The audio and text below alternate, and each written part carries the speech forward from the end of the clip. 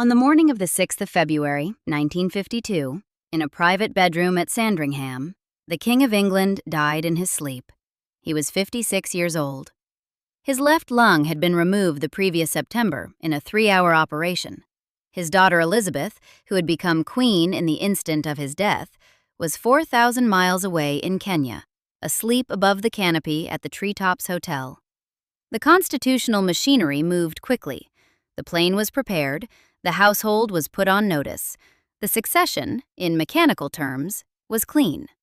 What was not clean, what would not be clean for 14 more months, was the matter of where the new queen was going to live. The woman in possession of the central royal residence had no intention of leaving it. The death itself had been quietly anticipated. Sir Clement Price Thomas, the surgeon who had performed the operation the previous September, had told the medical household what he had not told the king. The lung that had been removed was carcinomatous. The wording released to the public was structural abnormality. The wording released to the medical profession was the same. The wording released to the patient, the wording released to his elder daughter, the wording released to the Commonwealth was the same. The cancer, the medical record now confirms, had already begun to colonize the right lung by the time of the operation. The king had been a heavy smoker for 4 decades. The chest x-rays from 1951 are blunt about what they show. The euphemisms around them are not. The valet found him at 7:30 in the morning. The telephone call that went out from Sandringham to Buckingham Palace used a pre-agreed code. The words spoken were, Hyde Park Corner. The point of the code was to prevent the switchboard operators of the palace from learning of the king's death before the household and the government did. By 11:15, the BBC newsreader John Snagg read the announcement on the wireless. By that hour, the new queen, in Kenya, had already descended from the tree at the Treetops Hotel and was at Sagana Lodge, the wedding present she and her husband had been given by the Kenyan colony in 1947. The Duke of Edinburgh broke the news to his wife walking up and down the lawn. Jim Corbett, the hunter who kept the Treetops guest book, wrote later, "For the first time in the history of the world, a young girl climbed into a tree, one day a princess, and climbed down from the tree the next day a queen." On the 7th of February, she stepped off a jet airliner at London Airport in morning black. She was 25 years old. Her London home, on the day she stepped off that plane, was Clarence House. She and the Duke of Edinburgh had moved there in 1949, after their 1947 marriage. Philip had personally supervised the renovations. The Victorian wiring had been pulled out and replaced. The heating system had been redone. The interiors, by Philip's preference, were lighter and cleaner than the formal palaces. Prince Charles, then aged 3, had been born at Buckingham Palace in November 1948, because that was where his grandparents, the King and Queen, still lived. But his sister, Princess Anne, had been born at Clarence House in August 1950, at 11:50 in the morning. A 21-gun salute had marked the occasion in Hyde Park. The Edinburgh nursery was there. The Edinburgh staff was there. The Edinburgh routines were there. The new queen had 2 children under 4, a husband who had spent the previous 3 years engineering Clarence House into a working home, and a household that knew where the linen cupboard was. Clarence House itself had been built in the 1820s for William IV, when he was still Duke of Clarence. It sat between St. James's Palace and the Mall, a short walk from Buckingham Palace, but a separate household with its own staff, its own front entrance, and its own front door. The Edinburghs had taken the house at the end of 1949, in a condition of post-war austerity. The Blitz had damaged the building. Post-war restrictions on materials had meant that much of the furniture, when they moved in, was in the form of wedding presents. Philip had spent 3 years making it work as a home for a family with 2 small children, and the schedule of an heir presumptive. By February 1952, the household had a rhythm. Anne was on a feeding schedule that worked with the building's heating. Charles had a nursery on a specific floor with specific staff. The new queen was not someone arriving in London hoping to find a place to live.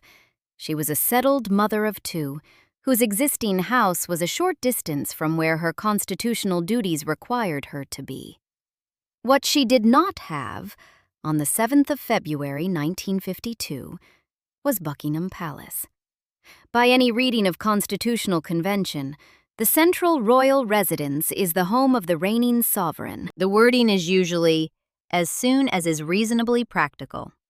In modern royal usage, that has meant weeks, sometimes a few months. It has not meant 14. Here is where the previous generation's example matters. In January 1936, 16 years before Elizabeth's accession, King George V had died at Sandringham at the age of 70. His widow, Queen Mary of Teck, then 68, did not stay in Buckingham Palace. She returned to Marlborough House, the residence she had lived in earlier as Princess of Wales, well before the year was out. She did not have to be asked twice. She did not have to be asked through intermediaries. She moved quietly, and the household moved with her, and the matter was disposed of. By the time of Edward VIII's abdication in December 1936, Marlborough House had been her London address for months. By the time of George VI's coronation in May 1937, the transition was an old story. That was the institutional template. Queen Mary was famously strict about constitutional propriety. She was the only person in the family her daughter-in-law was reportedly afraid of. The contrast yardstick is hers. And the contrast, in 14-month terms, is exact. The biographer Hugo Vickers, in his 2005 Life of the Queen Mother, published by Hutchinson, recorded the period of widowhood through 1952 and into the spring of 1953 from the partial access he was allowed to letters and household papers. Vickers worked on the book for 17 years. He observed his subject in public and private over 4 decades. He had access to many of the people who had been in the household at the time. He did not have access to all the papers. The Lascelles archive, the private secretary's archive that would have settled most of the questions about the move, remains sealed at Windsor at the joint request of the Lascelles family and the royal librarian. Tommy Lascelles died in 1981. The 30-year rule has long since lapsed. No release date has been announced. No public explanation has been given. What Vickers found, and what William Shawcross found in the authorized 2009 biography, for which Buckingham Palace had granted unrestricted access to the personal papers, is that the period was characterized by withdrawal rather than by activity. The Queen Mother retired to Scotland. She wore black for an entire year. She received the Prime Minister, who at that point was Winston Churchill, and Churchill in person cajoled her out of permanent mourning. The warning, by his account, was that she could not exist as a permanent, black-clad widow in the manner of Queen Victoria. She wrote a letter that summer to the poet Edith Sitwell, who had sent her an anthology. The letter, held now at the Harry Ransom Center in Texas, contains the phrase, "It bangs one about until one is senseless." That is her own phrasing for the violence of her bereavement. But grief and obstruction can do the same work. The boxes did not get packed. The rooms did not get vacated. The art collection she had accumulated as queen consort stayed where it was. The staff she had built up over 15 years of reign stayed in the corridors. Through the spring of 1952, through the summer, through the autumn, through the winter, the new Queen of England remained at Clarence House with her husband and her 2 small children, and the Queen Mother remained in the principal apartments at Buckingham Palace. Consider what that meant in practical household terms. Buckingham Palace is not a residence in the ordinary sense. It is a working office of the British state with 775 rooms, of which only a fraction are residential. The principal apartments, the suite traditionally occupied by the reigning monarch, are at the center of the building, north-facing across the gardens, and they are the rooms from which the daily business of the sovereign is conducted. Boxes arrive in those rooms. Visitors are received in those rooms. The secretaries who work for the sovereign work in adjoining offices. The Queen's household, from her dresser to her private secretary, is structured around the geography of those apartments. So long as the Queen Mother continued to occupy them, the new Queen could only conduct the daily business of her reign by traveling between Clarence House, where she actually lived, and the rest of Buckingham Palace, where her own apartments could not be properly configured because the central rooms were still in use by her widowed mother. The reign was being conducted out of 2 London addresses, half a mile apart, with a household structure that nobody had designed and nobody could quite explain. What was the household making of it? The official record, what we have of it, is discreet. Lascelles' published diaries end with the coronation. Harold Nicholson's diaries from this period are more concerned with foreign policy and the new Queen's personality than with the residential geography. Robert Lacey, in his 50th anniversary book Royal, published by Little Brown in 2002, recorded a private exchange that appears nowhere else.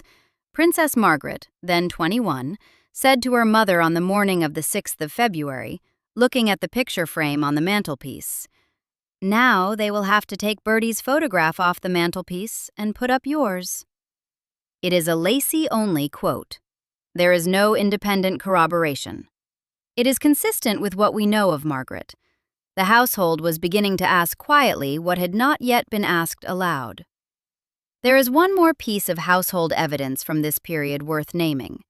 In 1949 and 1950, Marion Crawford, the Scottish governess who had taught the 2 princesses since 1933, had published a book called The Little Princesses. She had cleared an unsigned magazine article with the Queen Mother and had then, in the production of the book, attached her name to the published material. The Queen Mother's reaction was famous.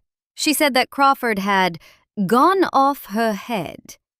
Crawford was expelled from court. Her house was taken from her. The phrase, "doing a Crawfie," entered the slang of the royal household as the term for a servant who betrayed the family to the press. The Crawford episode tells us something about how the Queen Mother conducted a household disagreement. The disagreement was not aired. The household was not consulted. The decision was made and executed, and it was understood that no further conversation was required. That is the management style the new Queen of England was inheriting, alongside the apartments her mother would not vacate. Through the second half of 1952 and into the early spring of 1953, the Queen Mother continued to conduct herself in the public eye in a manner that was difficult to distinguish from the manner of an active reigning consort. The mourning was real. The retreat to Birkhall, the family residence in Scotland, was real. But within months of George VI's death, she was back in correspondence, back in receipt of her own household budget, back to commissioning new outfits in the muted shades that came after the Year of Black, back to ordering her daily papers and the daily reports from her own private secretary. The household around her was structured exactly as it had been when George VI was still alive. The staff that had served her as queen continued to serve her as widow. And the configuration of duties, what she received in her own rooms, what was sent up from the kitchens, what her dresser laid out in the mornings, did not noticeably change because the person at the center of it had not asked it to. This is the texture of continued grip that the audience comments on the previous version of this story were responding to. It is not a single dramatic refusal. It is a series of small administrative non-decisions that, taken together over 14 months, amount to a position. While the Queen Mother remained where she was, a second institutional fight was being fought, and it was being fought against her son-in-law. In 1952, the Duke of Edinburgh argued that his children should bear his family name, Mountbatten, by the standard practice that a wife adopts her husband's surname. His uncle, Lord Louis Mountbatten, had been pleased with the early arithmetic. The new monarch was a Mountbatten by marriage. Therefore, the House of Mountbatten now reigned in Britain. Mountbatten said as much, in private, to a number of people. Queen Mary, in the spring of 1952, told the Prime Minister exactly what she thought of that. She thought it was unacceptable. She regarded the House of Windsor as her late husband's settlement, and she did not propose to see it superseded by her granddaughter's marriage. The Cabinet, on the formal advice of the Prime Minister, agreed with her. On the 9th of April, 1952, just 9 weeks after George VI's death, the Queen issued a declaration that the dynasty would remain Windsor. Philip's family name fight, which he had argued for 2 months, was over. The records of the Cabinet decision are held by the National Archives under HO 290/72, and they confirm the formal sequence: Queen Mary's representation to Churchill, Churchill's representation to the Cabinet's adherence to Windsor, the Prime Minister's formal advice to the new Queen. Philip's later remark, recorded by friends, was that he was the only man in the country not allowed to give his name to his own children. The institutional weight had moved against him and stayed there. The Mountbatten-Windsor settlement matters here because it shows how quickly the institutional machinery could move when it wanted to. 9 weeks. From accession to a settled, Cabinet-endorsed, monarch-issued declaration on the dynasty name took 9 weeks. By that same calendar, the residential question, who occupies which apartments at Buckingham Palace, should have been settled and moved on from by mid-April 1952. It was not. The same machinery that had moved with dispatch against Philip on the dynasty name moved not at all against the Queen Mother on the residence. The contrast is not subtle, and the contrast was noticed. This is the man whom audience commenters now describe, with great confidence, as the figure who eventually pushed the Queen Mother out of Buckingham Palace. The motivation is there. He had been displaced from his own London home. He had lost the dynasty name fight to his wife's grandmother. He was negotiating his entire constitutional role under conditions of unusual difficulty, and his mother-in-law was sitting in the residence that would, by any reasonable reading, be more useful to him than to her. The motivation, the household friction, the timing all align. The documentary record, what survives of it, does not name him as the one who acted. It names Winston Churchill. The Junior account, drawn from Philip's then private secretary Michael Parker, is the dominant biographer version. None of them wanted to go. They loved Clarence House. It was a family home. Winston Churchill insisted upon it. There was not a dry eye in the car when they finally drove the short distance up the Mall. That account, if it is correct, makes the new queen the one displaced, not the displacer. Both things can be true at once. Churchill's instruction would not have been necessary if the principal apartments at Buckingham Palace had already been vacated. The Queen Mother's continued presence was the precondition for the prime ministerial intervention. The two facts are not in tension. They are the same fact, seen from different angles of the same chessboard. The biographer Andrew Lowney, who in recent years has filed Freedom of Information requests for sealed Philip-era papers as part of a forthcoming biography of the Duke of Edinburgh, has suggested that the documentary record on Philip's role in this period may yet shift. Lowney has unearthed material previously sealed for a century, including a Philip school report that was not supposed to be released until well past the centennial. If the larger Philip archive opens, and the Lowney work suggests it may, the question of who said what to whom about Buckingham Palace in 1952 and 1953 could be reopened. For now, the answer is what the surviving documents permit. Churchill is named in the household record. Philip is named in the audience record. The audience has been right about other things this same household tried to keep quiet, and the audience may yet be right about this. The script that pretends to know is doing the job of the sealed archive, which is to declare a settled answer where no settled answer has actually been issued. By the autumn of 1952, the household understood what would happen. The Queen Mother would have to move. The question was where and when, and at whose initiative. Clarence House was the obvious destination because the Edinburghs would be vacating it for Buckingham Palace, and because the Queen Mother had stated more than once that she found Clarence House loathsome. The papers note that she made the second of those observations in plain hearing of the household. The renovations required to make Clarence House acceptable to her were estimated at £10,800. The Royal Collection Trust documents that figure. The work was scheduled for the spring of 1953.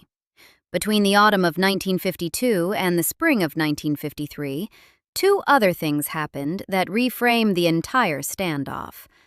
First, the coronation, which had been penciled in for the late spring of 1953, made the question of the principal residence no longer postponable. A reigning sovereign cannot be crowned at Westminster Abbey and then driven home to a side residence while her widowed mother continues to wave from the principal balcony of Buckingham Palace. The coronation forced the move. Second, Queen Mary herself died on the 24th of March, 1953. She was 85. She had not lived to see her granddaughter crowned. Her death cleared two things at once. It cleared the title. For the first time, there was no possibility of confusion about which Queen Elizabeth was which, and the style Queen Mother passed unambiguously to the widow of George VI. And it cleared the moral pressure. Queen Mary in 1936 had been the contrast yardstick, the example of how the previous generation had done this gracefully. With Queen Mary now gone, the moral weight of her 1936 precedent could not be applied in any future correspondence. In May 1953, 2 months after Queen Mary's death and a few weeks before the coronation, the Queen Mother and Princess Margaret moved into Clarence House. The exact day in May is not consistently recorded in the public sources. What is recorded is that the move happened, that the staff traveled with her, that the art collection was packed, and that the principal apartments at Buckingham Palace, occupied since George VI's accession 16 years earlier, were finally vacated. The Edinburgh family moved in within the same window. Prince Charles, now 4.5, and Princess Anne, now 2.5, had their nursery recreated on the second floor of Buckingham Palace to match the rooms they had been used to at Clarence House. The Queen had her household carefully reconstituted around her. The new arrangement, the arrangement that should have been in place by the spring of 1952, was finally in place by the spring of 1953. The Vanity Fair history of Clarence House, written decades later, used a single word to describe the May 1953 move. The word was finally. That word is doing a great deal of editorial work. It carries 14 months. It carries Churchill's quiet intervention. It carries Philip's lost name fight, and his sealed grievance, and his motive that the documentary record cannot quite confirm. It carries the things the household saw and never said. It carries the things Lascelles wrote down and locked away.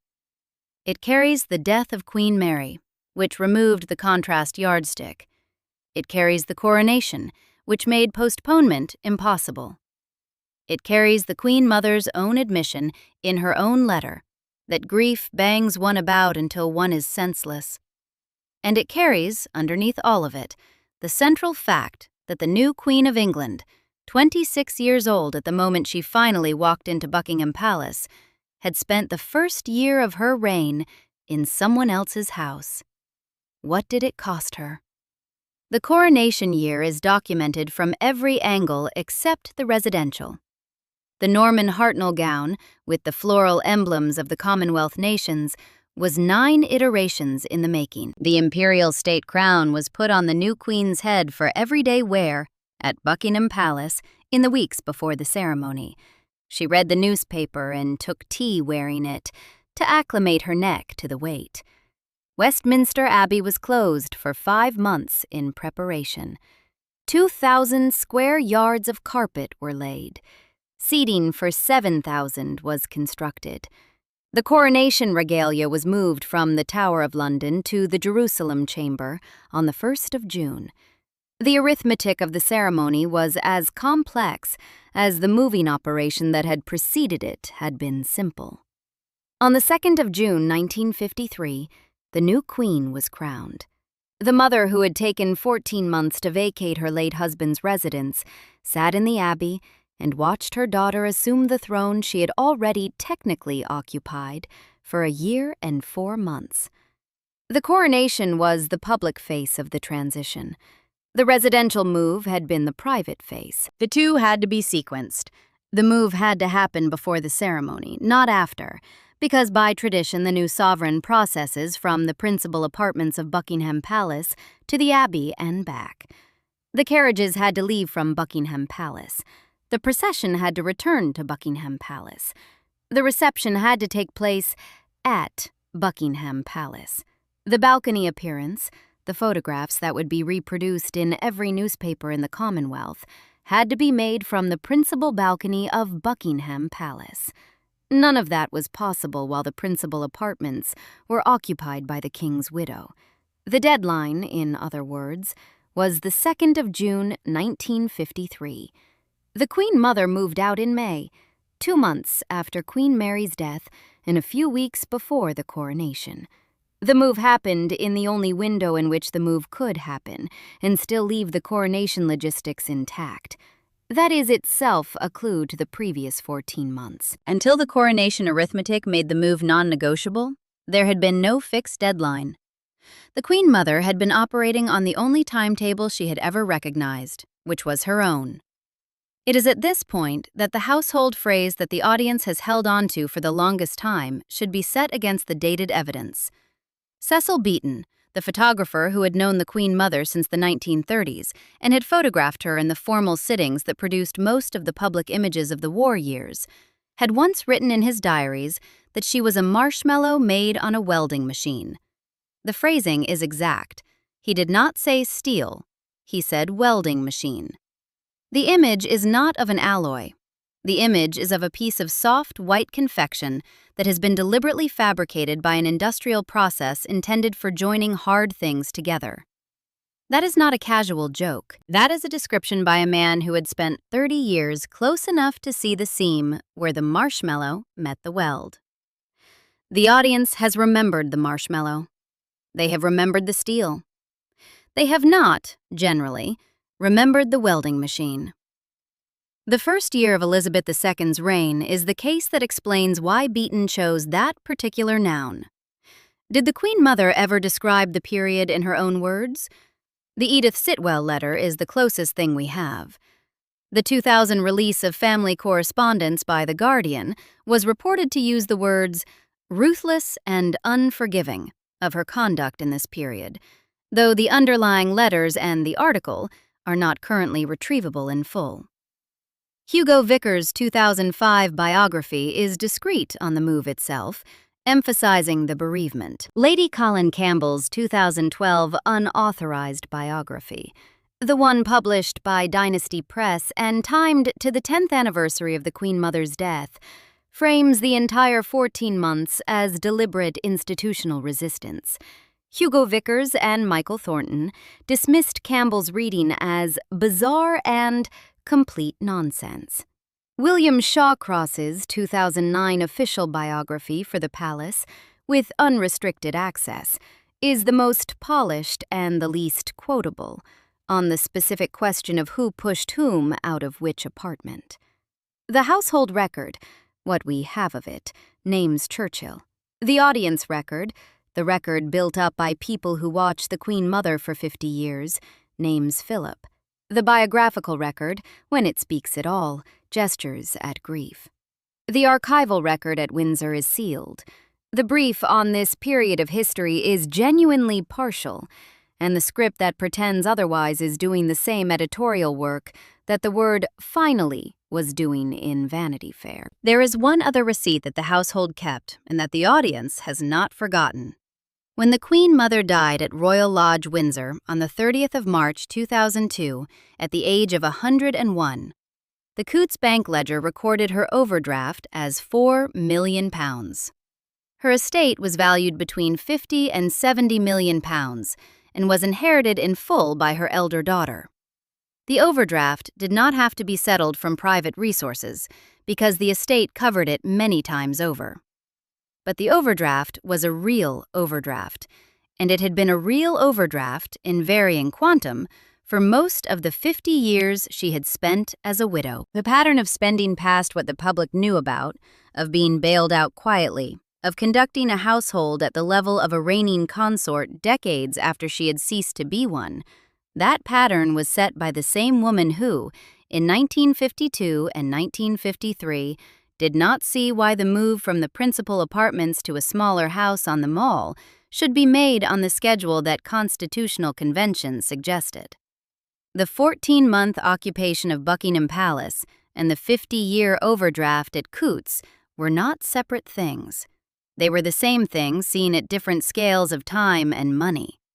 She moved to Clarence House on a Friday in May 1953, 14 months after her husband had died and her daughter had become queen. The Vanity Fair history of Clarence House noted, with a single editorial word, that she finally moved in. That word is doing a great deal of editorial work. It carries 14 months. It carries Philip's intervention. It carries the things the household saw and never said. It carries the fact that the new Queen of England, 26 years old at her accession, had spent the entire first year of her reign as a guest in her own ancestral seat, because the woman who was supposed to be a marshmallow was made of steel.